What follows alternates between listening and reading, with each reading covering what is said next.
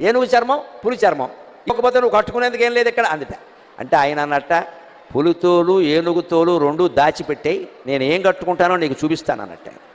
ఈవిడ కావాలనే పులితోలు ఏనుగుతోలు అయ్యవారికి దొరకకుండా చేసింది. ఈవిడ స్నానం చేసి వచ్చింది కైలాస మానస సరోవరంలో. ఆ తువ్వాలు ఉంటుంది కదండి, అమ్మవారు తుడుచుకున్న తువ్వాలు, అది ఆరేసింది అక్కడ. ఆయన వెంటనే దాన్ని ధరించాట వస్త్రంగా. అమ్మవారు స్నానం చేసి తుడుచుకున్న తువ్వాలని శివుడు ధరించాడు. అదేమిటి అంటే ఇది అచ్చం పులితోలు ఏనుగుతోలు రెండు కలిపినట్టుగా ఉంది అన్నట్టు. ఎందుకని?